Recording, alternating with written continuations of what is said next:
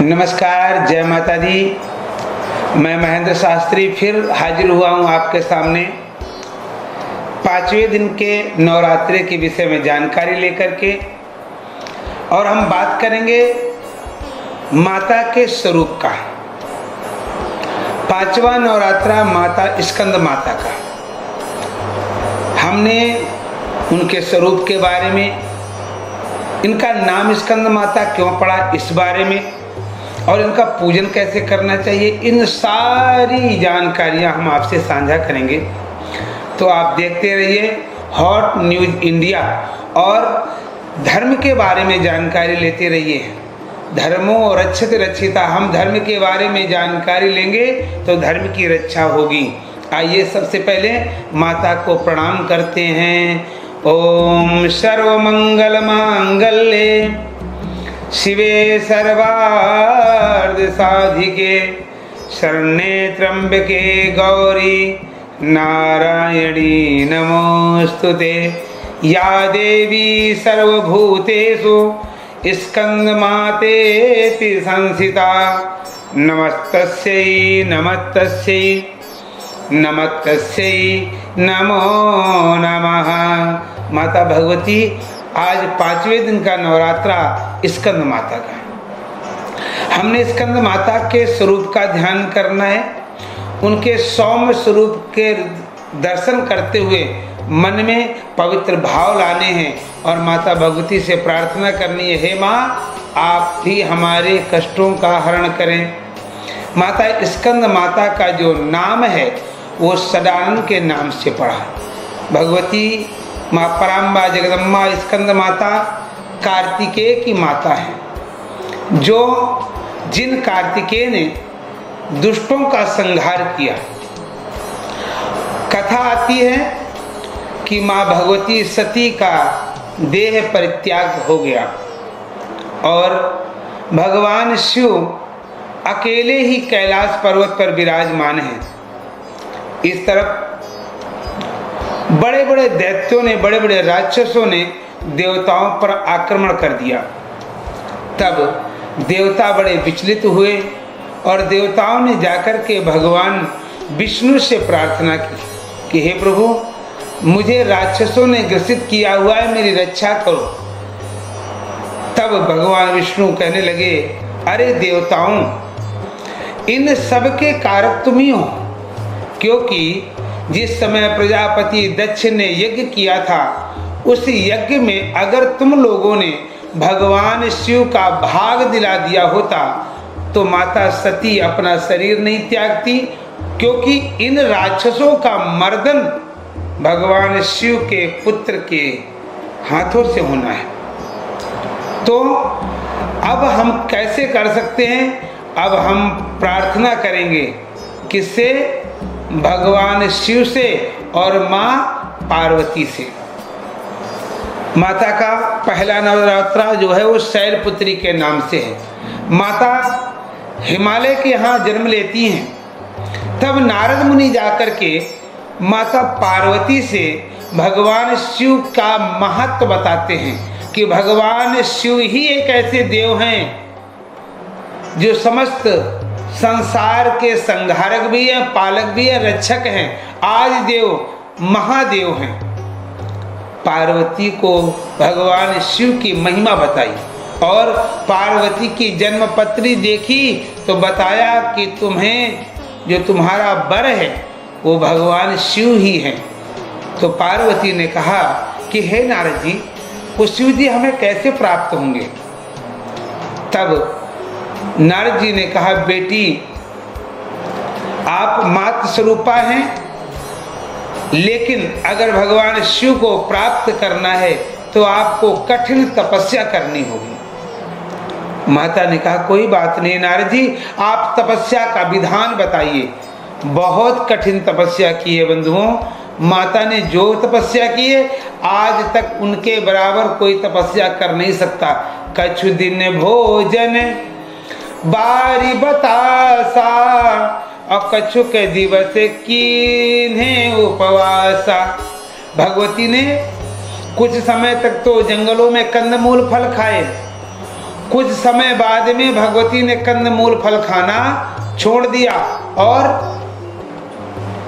भगवती ने क्या खाना प्रारंभ किया? बिल्वपत्र। और बिल्वपत्र वो नहीं तोड़ के नहीं खाए भगवती ने, बिल्वपत्र जो जमीन में गिर जाते हैं उनको उठा करके मैया ने उन बिल्वपत्रों का भक्षण किया और जल पिया। 1 वर्ष तपस्या करती रही, कोई लाभ नहीं हुआ है। हिमालय महाराज अपनी पुत्री को मनाने के लिए आए, बेटी तू घर लौट चल, मैं जाऊंगा तेरे लिए शिव से बात करने के लिए। भगवती ने कहा ना, भगवान शिव खुद दूत भेजेंगे तब मैं इस तपस्या को बंद करूंगी। भगवान शिव खुद आएंगे और तब मैं इस तपस्या को बंद करूंगी। बंधुओं, माता ने कठिन तपस्या की और भगवान शिव प्रसन्न हुए। भगवान शिव प्रसन्न होकर के माता के पास आकर के वरदान देते हैं कि जो तुम्हारे मन में इच्छा है देवी वो मांग लो। तब माँ भगवती ने कहा कि आपके समान ही पति चाहिए और आप ही चाहिए। भगवान शिव ने तथास्तु कहा और इस प्रकार से भगवान शिव और मैया पार्वती का विवाह हुआ। भगवान शिव जब अकेले रहते थे माता सती के जाने के बाद में, तो उनका जो शक्ति थी, उनका जो तेज था, वो एक बार जल में गिर गया और उस जल में गिरे हुए तेज को शक्ति ने अपने आंचल में समेट लिया। वो एक शक्तियां नहीं थी, 6 शक्तियां थी। उन 6 शक्तियों ने उस तेज को अपने आंचल में समेट लिया और समय आया तो उससे एक बालक का प्रादुर्भाव हुआ जिसका नाम कार्तिकेय रखा गया। बड़ा ही सुंदर बालक,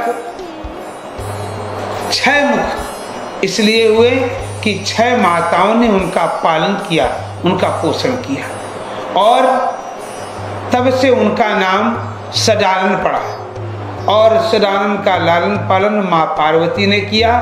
इसके बाद जब भगवान कार्तिकेय युवा हुए तब उन्होंने जाकर के राक्षसों का वध किया। कहने का तात्पर्य है कि जो स्कंद माता की पूजा करता है उसके जीवन में आने वाले राक्षसीय संकट आदि दैविक भौतिक त्रिविध ताप, समस्त तापों को निवारण करने वाली माँ स्कंद माता है। हमें उनके रूप का, उनके स्वभाव का, माता कैसी है? सौम्य है, शेर पर सवार होती हैं और कमल आसन पर विराजमान होती हैं। तो हमें ऐसे कमल वासिनी माँ का ध्यान करना चाहिए, प्रार्थना करनी चाहिए कि हे माता, कमल आसन पर विराजमान होने वाली माँ, मैं अपने कष्टों के लिए आपकी पूजा कर रहा हूँ। माँ भगवती का सविध पूजन करें और पूजन के पश्चात अपने कष्टों के निवारण के लिए ओम ऐं ह्रीं क्लीं चामुंडाय विच्चै इस मंत्र का जाप करें। इस मंत्र के जाप से आपको आने वाले कष्ट जो हैं वो कभी भी आपको दुख नहीं पहुंचाएंगे। आपके समस्त बिगड़ते हुए कार्य बनेंगे और माता का आशीर्वाद प्राप्त होगा। बंधुओं, ये महामाई की कृपा 9 दिन तक बरसनी है। जिसने अपनी झोली फैला के मांग ली उसकी झोली भरेगी, बाकी की सबकी खाली जाएगी।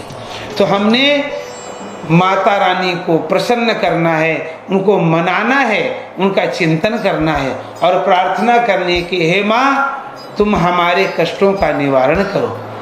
आप विश्वास रखें, आपके जो भी ग्रह आपके जीवन में कष्टकारी हैं वो माता स्कंद माता की पूजा के पश्चात ही वो सारे कष्टों का निवारण हो जाएगा। माता स्कंद भगवती का जो स्वरूप माता दुर्गा का 5वां स्वरूप है। प्रथमम शैलपुत्री च, द्वितीयम ब्रह्मचारिणी, तृतीयम चंद्र घंटेति, कूष्मांडेति, चतुर्थकम पंचमम स्कंद माती थी। माता स्कंद माता जो हैं वो 5वां स्वरूप है। और नवरात्रि का मतलब यही है कि दिन में तो पूजन कर पाओ या न कर पाओ, लेकिन रात्रि में बैठ कर के माता का सुमिरन जरूर करना है, क्योंकि 9 दिन नहीं कहे गए हैं, नवरात्रियाँ कही गई हैं। और नवरात्रियाँ बड़ी पावन होती हैं, बड़ी ही पवित्र होती हैं। इन नवरात्रों में भगवती का सुमिरन करके हम और आप समस्त सुखों के उपभोक्ता बन सकते हैं। तो बंधुओं, मैं आपसे यही कहता हूँ, मैं Mahendra Shastri hot news India के माध्यम से हम आप सभी को यही कहना चाहते हैं, सच्चे भाव से, सच्चे मन से माता की हम पूजा करेंगे तो हमारे कष्ट जरूर दूर होंगे। हंसता हुआ, मुस्कुराता हुआ माँ के स्वरूप का दर्शन करना है और भगवती से प्रार्थना करनी है, हे माँ बस मैं तेरे बिन रह नहीं सकदा मां, मैनू तेरी आदत पै गई है। ऐसी आदत डाल लेनी है कि अगर माँ के नवरात्रि भी समाप्त हो जाएं तो आप प्रतिदिन मंदिर में जाएं।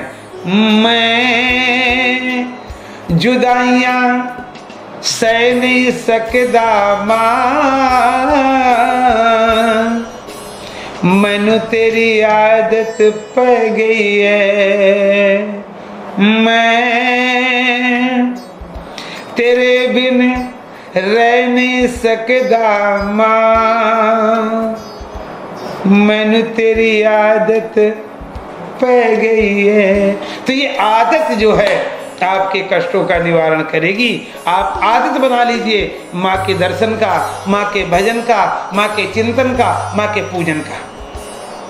अगर आप कुछ नहीं कर सकते तो आपने कवच, अर्गला, कीलक, दुर्गा सप्तशती में आते हैं, इनको कर सकते हैं। अगर ये भी नहीं कर सकते हैं तो सिद्ध कुंजिका स्तोत्र का पाठ कीजिए। और सिद्ध कुंजिका स्तोत्र में बाद में आता है कि जो ये सिद्ध कुंजिका का पाठ करता है उससे दुर्गा सप्तशती के पाठ का फल प्राप्त होता है। तो आप करिए और विश्वास के साथ करिए। घी का दीपक जलाइए, माता की मूर्ति के सामने बैठ जाइए और प्रार्थना करिए कि हे माता रानी, कुंजिका पाठ मात्रेण दुर्गा पाठम फलम लभेत। सिद्ध कुंजिका मंत्र के पाठ को करने के पश्चात आपको माता का आशीर्वाद प्राप्त होगा और माता रानी का कृपा पात्र हाथ आपके ऊपर हमेशा बना रहेगा।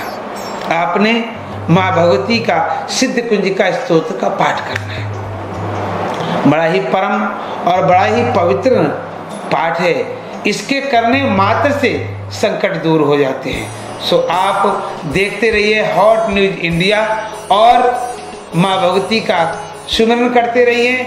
हम आपको बताते रहेंगे कि नवरात्रों में किन किन माताओं का पूजन करना है, कौन कौन से मंत्रों से हमें उनका पाठ करना है, कौन कौन सी वस्तु माता को प्रिय है वो हमें अर्पण करनी है। ये सारी जानकारियाँ हम देते रहेंगे हॉट न्यूज इंडिया के माध्यम से। तब तक आप देखते रहें और भगवती का भजन, चिंतन, स्मरण, पूजन करते रहें। मैं महेंद्र शास्त्री फिर मिलूंगा किसी दूसरे एपिसोड के साथ में, किसी नई भक्ति की कथा सुनाता हुआ, आपके परिवार को लाभान्वित करता हुआ। और अगर आप हमारा वीडियो देखते हैं तो इसे सब्सक्राइब करें, लाइक करें और इसे देख करके अपने सुझाव जरूर हमें दें, इसे शेयर करते रहें। बंधुओं, मेरा केवल एक ही लक्ष्य है, दिल से कहता हूँ, एक ही लक्ष्य है, धर्मो रक्षते रक्षिता। हमें अपने धर्म की रक्षा करनी है, सनातन धर्म की रक्षा करनी है और इसके लिए हमें जानकारी होनी चाहिए।